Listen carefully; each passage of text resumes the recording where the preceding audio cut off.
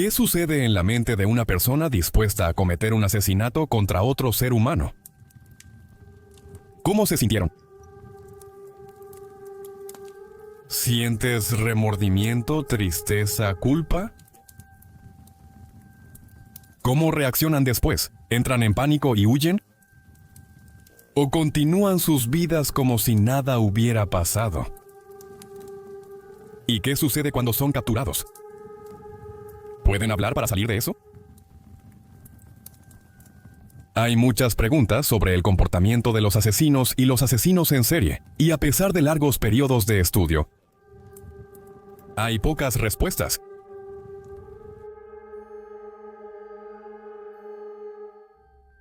Lauren Giddings era una estudiante de Derecho de 27 años en la Universidad de Mercer, y estaba a solo un examen de su sueño de aprobar el examen de la barra, pero Lauren nunca tomaría ese examen. A menudo nunca llegamos a ver las secuelas y el estado mental de un asesino. Solo los vemos mucho después, cuando aparecen en la corte y han sido preparados por un abogado. Pero en esta ocasión, sí lo hicimos. Sí, sé que han estado haciendo mucho. Creo que es donde han recuperado el cuerpo o lo que sea que hayan recuperado de allí. ¿Cuerpo? ¿Habías visto algo allí? ¿Habías visto algo allí? Yo. Quiero decir, no sabemos si esta es la misma persona.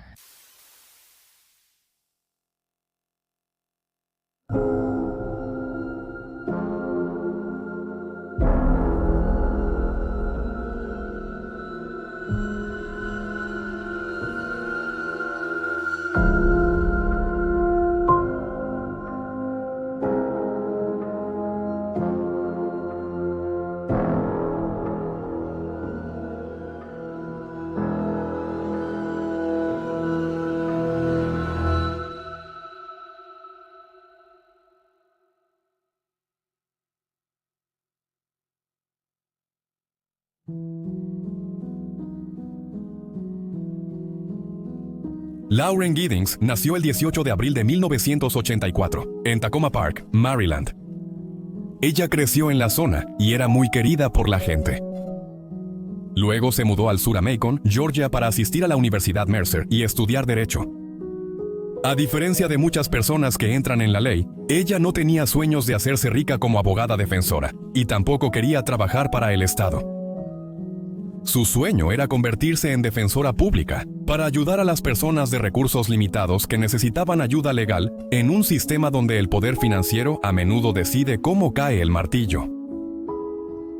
Un sueño cruelmente irónico dadas las futuras circunstancias. Trabajó duro en sus estudios hasta el punto de que a menudo decía a amigos y familiares que no la molestaran durante largos periodos, mientras estaba en la biblioteca preparándose para los exámenes y completando tareas. Después de aprobar sus exámenes de grado en Derecho, solo necesitaba pasar el examen de la barra, y le dijo a sus amigos y familiares que se prepararía para el examen como siempre lo hacía estudiando en la biblioteca. Así que cuando llegó y pasó el fin de semana en junio y nadie había hablado con ella, inicialmente nadie estaba preocupado. Después de unos días, los amigos contactaron a la biblioteca, quienes les dijeron que Lauren no había estado allí todo el fin de semana.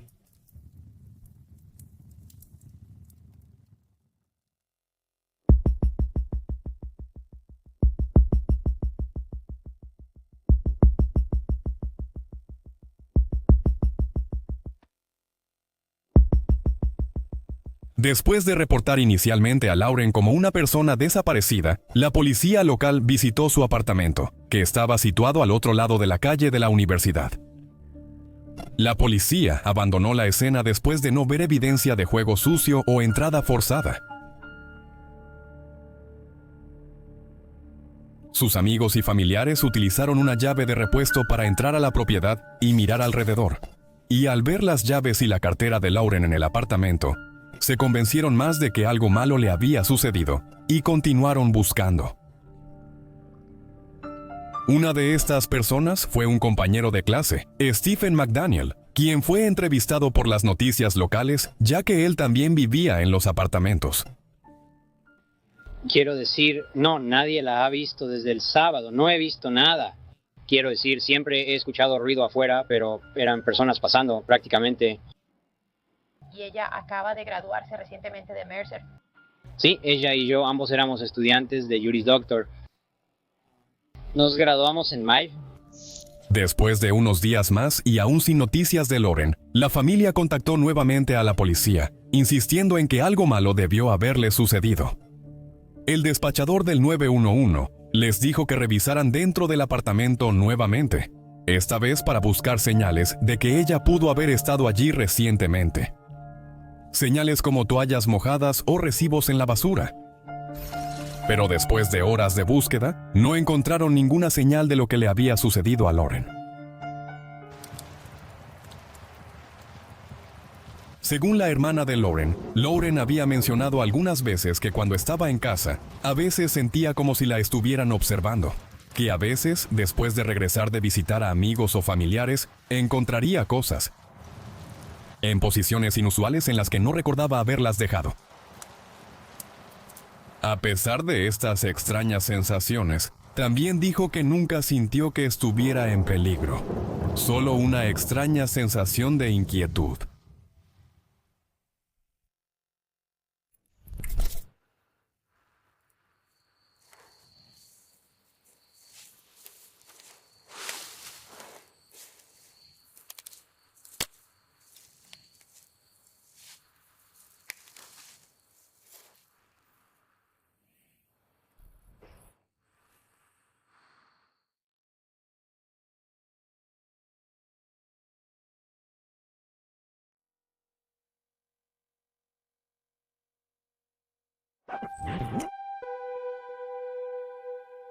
No encontrando nada sospechoso dentro del apartamento de Lauren, la policía decidió buscar alrededor de la propiedad en el exterior en busca de pistas.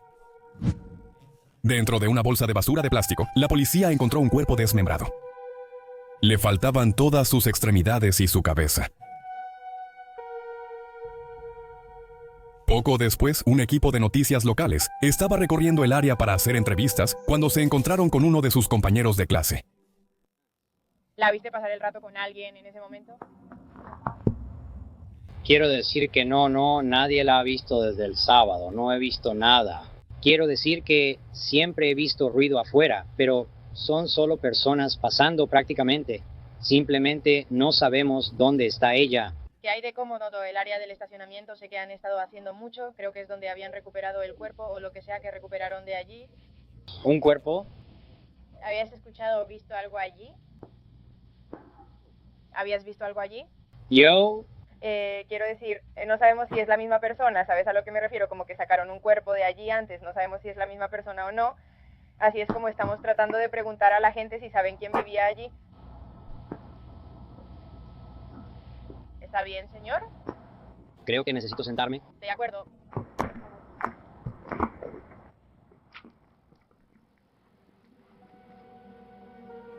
Un McDaniel muy impactado claramente no había estado preparado para escuchar noticias tan devastadoras y se sentó en el pavimento para recuperar el aliento.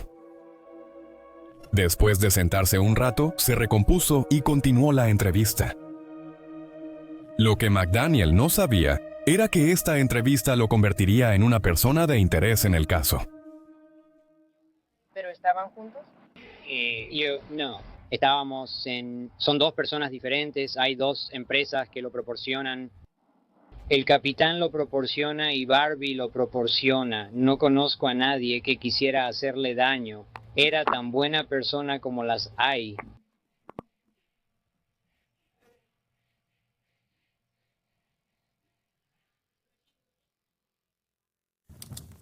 Lo interesante de la entrevista fue que la respuesta fisiológica de McDaniel a la noticia no coincidía con la respuesta de alguien en duelo. Cuando están de luto, las personas suelen mostrar los siguientes signos. Negación, en la que la persona se niega a creer que el fallecido es su ser querido e insiste en que es algún tipo de error. O ira, que generalmente se demuestra con agresión, acciones agresivas o gritos.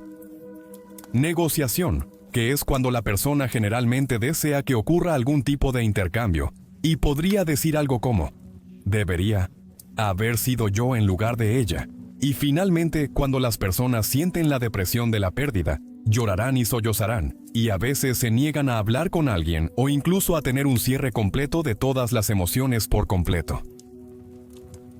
Típicamente, al descubrir la pérdida de un amigo o un ser querido, las personas tendrán una postura y músculos relajados, y se encorvarán mientras su cuerpo lucha por sostener su propio peso, mientras toda la fuerza y rigidez se drena de él. Por lo general, estarán mirando hacia abajo o hacia otro lado, y también su expresión facial tendrá las cejas levantadas y juntas en el medio, mientras las esquinas de la boca se tirarán hacia abajo, en una expresión que se conoce universalmente como tristeza. Ahora, cuando se le informó a McDaniel por primera vez que la policía había encontrado el cuerpo, sus cejas estaban levantadas en una curva y no tiradas hacia el centro, y su boca estaba ligeramente abierta con los ojos un poco más abiertos, en una expresión que se parece más a la sorpresa. Después de su breve descanso, cuando vuelve a la cámara, su rostro y cuerpo aún no muestran tristeza. No está llorando, y su respiración no muestra los sollozos superficiales que casi siempre acompañan a la tristeza. En cambio, su ceja está levantada y horizontal, y su boca está abierta con los labios ligeramente estirados hacia un lado. Stephen también lucha por sacar sus frases porque su mente está acelerada, y su respiración se vuelve rápida y superficial. Lo que Stephen está sintiendo no es dolor ni tristeza. Es pánico.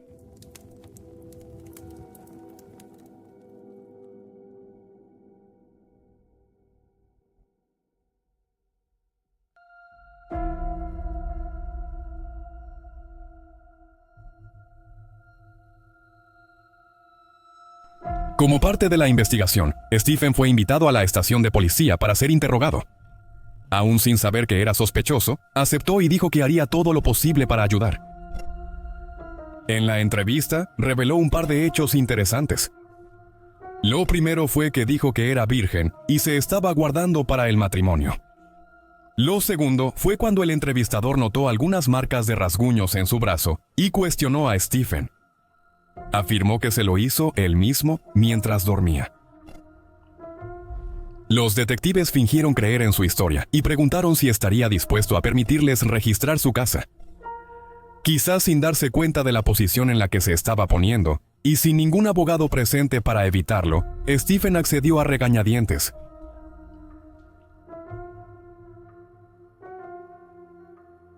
La policía llevó a Stephen de regreso a su apartamento, donde echaron un vistazo alrededor. El apartamento estaba desordenado y desorganizado, lo que también reflejaba su apariencia exterior. Entre una miríada de posesiones personales y basura, había una colección de pequeños cuchillos y espadas, y también algunos condones. Cuando se le preguntó por qué Stephen necesitaba los condones cuando ya había declarado previamente que era virgen y esperaba hasta el matrimonio, Stephen entonces dijo que los había robado de los otros apartamentos cuando entraba a robar. Esto le dio a la policía la causa probable para arrestar a Stephen, ya que no solo vivía en el mismo edificio que la víctima, sino que también admitió haber entrado a robar en los otros apartamentos. Fue esposado y escoltado de regreso a la estación de policía para ser interrogado.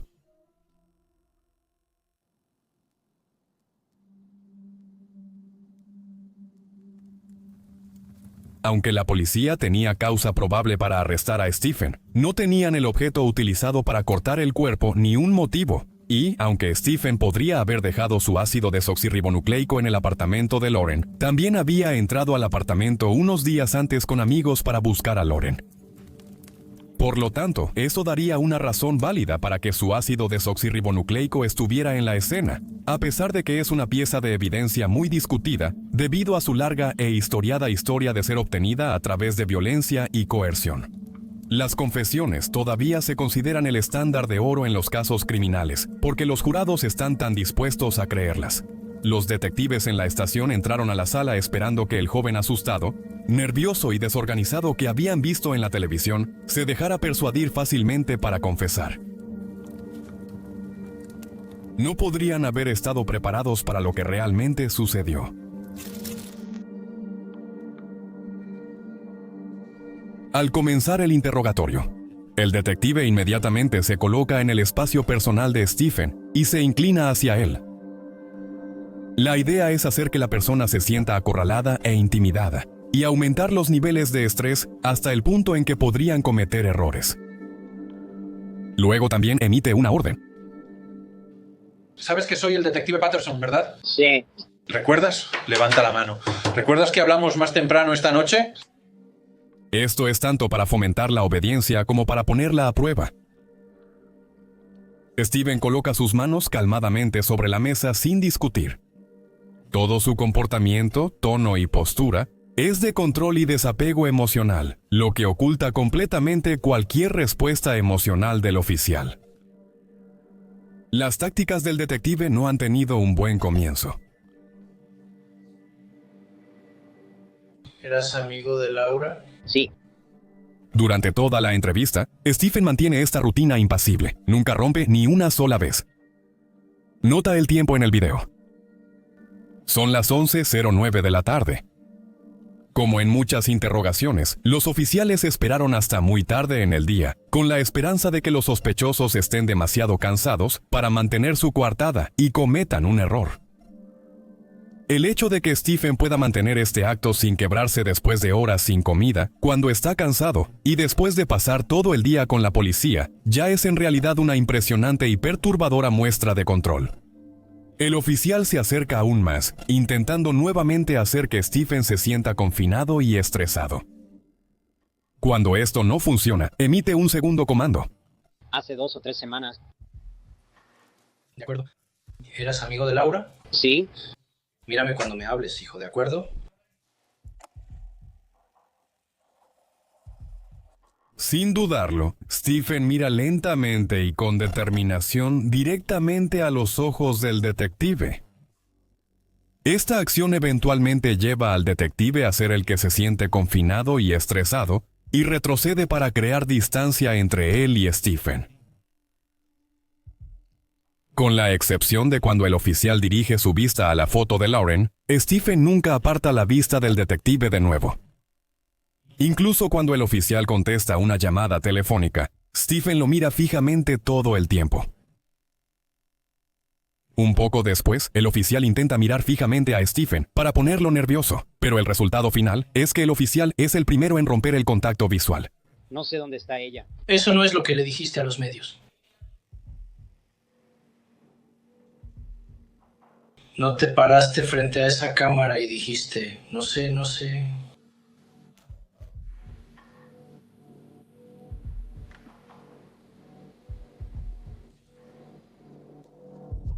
Para la siguiente parte del interrogatorio, el oficial deja de lado el enfoque dominante diseñado para obtener obediencia y cambia a uno en el que pretende ser su amigo para intentar obtener su conformidad.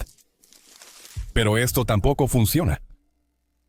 Steven no es irresponsivo, él sí responde a las preguntas pero sin revelar absolutamente nada. Después de unos minutos más sin progreso, su compañero entra para tomar el control pero con la misma tasa de éxito.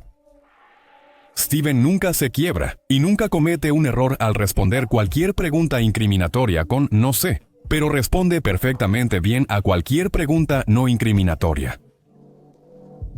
Incluso juega el mismo juego emocionante con el compañero del detective, y de nuevo, el detective se quiebra antes que él.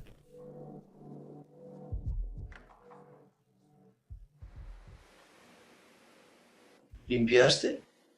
No. ¿No lo hiciste? No. Parece que has estado usando limpiador para limpiar. Reconozco ese olor. Mi esposa huele así todo el tiempo cuando limpia la casa. Has estado usando algún tipo de limpiador para limpiar tu apartamento, ¿verdad? No. Steven, ¿me estás diciendo que tú, cómo se limpia tu apartamento? Yo lo limpié. De acuerdo. ¿Cuándo fue la última vez que lo limpiaste, Steven? No lo recuerdo. ¿Fue esta semana? No. ¿Quieres decir que pasas toda una semana sin limpiar? Sí. ¿Por qué? Eso es horrible, Steven. ¿Fue posiblemente durante el fin de semana, el último fin de semana? No. No fue, si no puedes recordar. O entonces, ¿cómo es que puedes decirme que no limpiaste tu apartamento el fin de semana pasado? ¿Hace un minuto no podías recordar?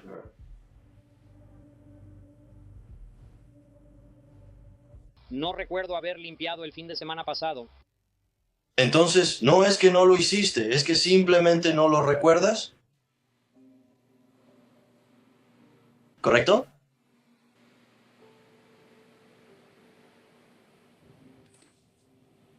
Ayúdame, amigo. ¿Correcto? No entiendo.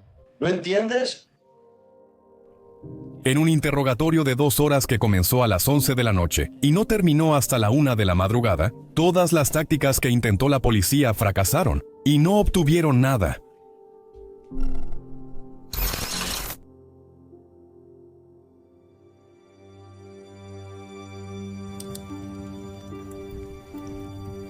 Después del fracaso para obtener una confesión de Stephen, la policía y el fiscal sabían que iban a necesitar pruebas sustanciales en un estado con pena de muerte para eliminar la duda razonable.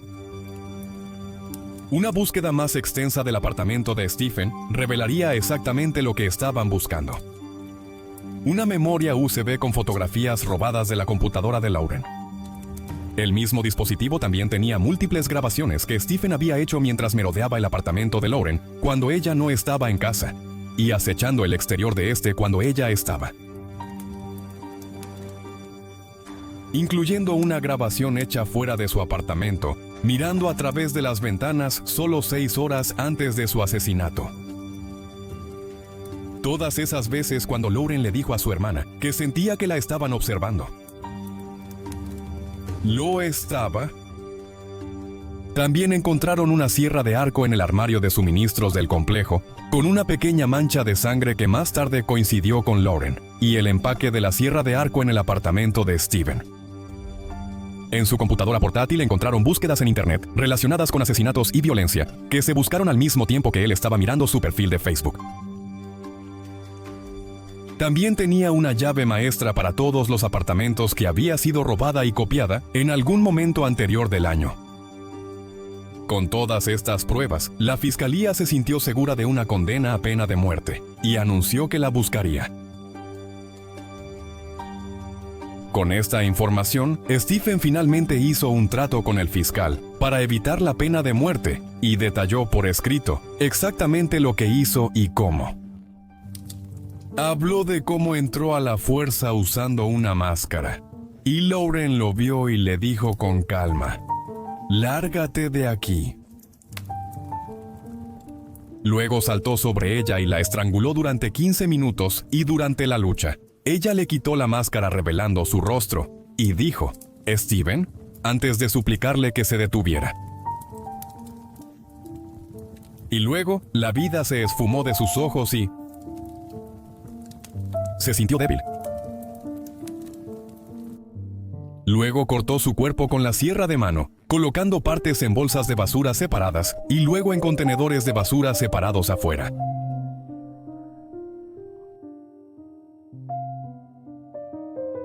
Durante su arresto y encarcelamiento, nunca pareció sentir remordimiento por lo que había hecho, ni siquiera cuando algunos amigos de Lauren hablaron en la corte.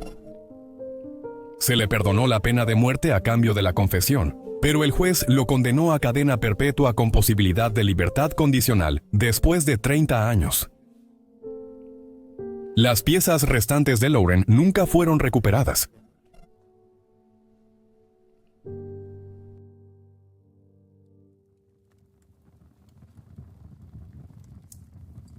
Normalmente no hago lo que solemos hacer al final de los videos con la fogata, donde hay una respuesta definitiva, pero en este caso encontré la entrevista de televisión y el interrogatorio tan fascinantes que tuve que comentar sobre ello.